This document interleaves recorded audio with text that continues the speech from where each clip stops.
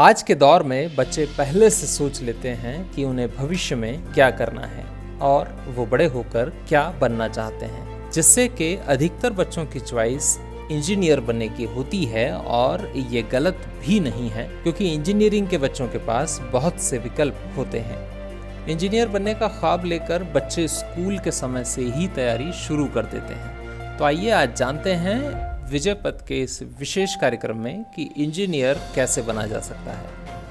Engineering करने के इच्छुक छात्र स्कूल में 11वीं कक्षा में साइंस विषय का चयन करते हैं और 12वीं में इन्हीं विषयों के साथ आगे बढ़ते हैं और उनकी तैयारी यहीं से शुरू होती है।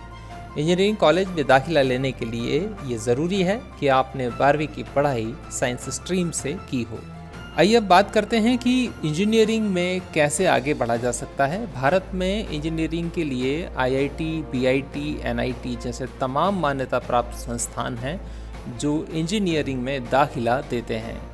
दाखिला लेने के लिए छात्रों को ऐसे तमाम एंट्रेंस एग्ज़ाम हैं जो देना होते हैं, जो आपकी स्क्रीन पर आपको इस समय दिख रहे हैं। इन्हें गौर से देखिए और एक बार समझ लीजिए कि ये तमाम एग्ज़ाम ऐसे हैं जिन्हें देकर के आप इंजीनियरिंग कॉलेज में एडमिशन पा सकते हैं। आपके सामने एक लिस्ट हमने दिखाई है, कोशिश की है भारत के टॉप 10 इंजीनियरिंग कॉलेज निकालने की। इसमें आप देख सकते हैं मद्रास से लेकर इंदौर तक की ये सूची है, जिसमें आपको दिखेगा कि IIT के लिए कहाँ कहाँ ऐसे संस्थान हैं जहाँ पर आप प्रवेश ले सकते हैं और इसके लिए एंट्रेंस एग्ज़ाम आपको देना ज़रूरी है।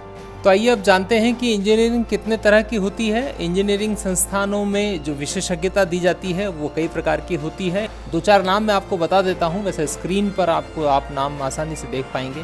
एयरोस्पेसिंग इंजीनियरिंग होती है, यानी एयरक्राफ्ट और स्पेसक्राफ्ट के डिज़ाइन और उसके कामकाज से निपटने वाली विज्ञान को समझने के लिए इसे ईजाद किया गया। इसके अलावा बायोमेडिकल इंजीनियरिंग, जैसा नाम से जाहिर है, ये जैव और चिकित्सा के क्षेत्र में काम आती है। इसके अलावा केमिकल इंजीनियरिंग है, कच्चे माल के साथ ही ऊर्जा के उत्पादन, डिज़ाइन, परिवहन और परिवर्तन के विज्ञान के रूप में इसे हम आसानी से समझ सकते हैं। जो साइंस के छात्र हैं वो इसे बड़े आसानी से समझेंगे।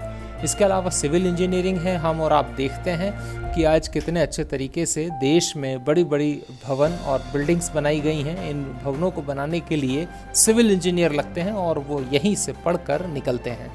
तो इंजीनियरिंग के तमाम वो विषय थे जो मैंने आपसे डिस्कस किए। इसके अलावा विद्युत यांत्रिकी, रोबोट सेंसर, ऑटोमेटिक सिस्टम, बहुत सारी ऐसी चीज़ें हैं जो गहराई से हमें नॉलेज देती हैं।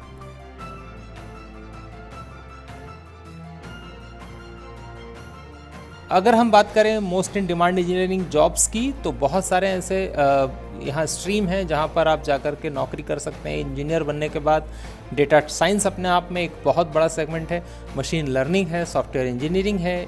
ये तमाम ऐसी सेगमेंट हैं जहाँ पर पिछले कुछ सालों में एक बड़ी बढ़ोतरी देखी गई है।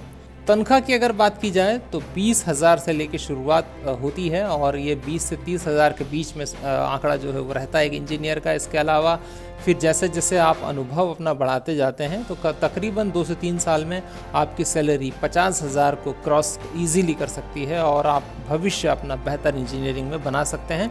तो ये वो चीज़ें थी तो हमने आपको बताने का प्रयास किया। हम जो अपना एपिसोड अब बनाने जा रहे हैं, विजय पथ का अगला एपिसोड, उसमें आप जानेंगे कि एक अच्छा इंजीनियर कैसे बने। हमारे विशेषज्ञ हमारे साथ होंगे और हम उनसे चर्चा करेंगे और समझेंगे कि इंजीनियर बनने के लिए क्या कुछ ऐसी चीज़ें हैं जो ज़रूरी हैं और जिन्हें पूरा करने के बाद एक अच्छा इंजीनियर आप बन सकते हैं। तब तक के लिए मुझे दीजिए इजाज़त। नमस्कार।